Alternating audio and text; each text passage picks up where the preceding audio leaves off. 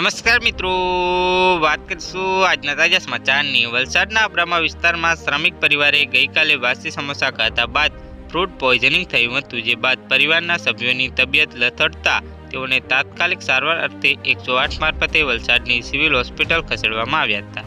સારવાર દરમિયાન માતાનું મોત નીપજ્યું હતું, જ્યારે મહિલાના દીકરા અને દીકરી સારવાર હેઠળ છે।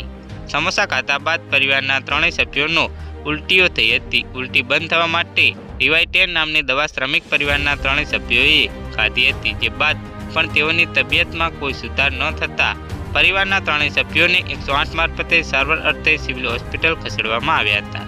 સારવાર દરમિયાન 35 વર્ષીય મહિલાનું મોત નીપજ્યું હતું। આ સમગ્ર મામલે વલસાડ સિટી પોલીસે પરિવારજનોના નિવેદન નોંધી આગળની કાર્યવાહી હાથ ધરી છે। વલસાડના અબ્રામા વિસ્તારમાં રહેતા પંજાબી પરિવાર દ્વારા વાસી સમોસા ખાધા બાદ તેઓની તબિયત લથડી હતી, જે બાદ તેઓને તાત્કાલિક સારવાર અર્થે હોસ્પિટલ ખસેડવામાં આવ્યા હતા। પરિવારના સભ્યોની પૂછપરછ કરતા તેઓએ જણાવ્યું કે ગઈકાલે રાત્રે સમોસા ખાધા બાદ છાતીમાં દુખાવો થવા લાગ્યો હતો। તો હાલ માટે આટલું જ, મળીશું નવા અપડેટ સાથે। જો તમને અમારા વિડીયો પસંદ આવતા હોય તો વિડીયોને લાઈક કરી, ચેનલને સબસ્ક્રાઈબ કરી, બાજુમાં આવેલા બેલ આઇકનને દબાવી દેજો, જેથી તમને આવા નવા સમાચારની અપડેટ મળતી રહે।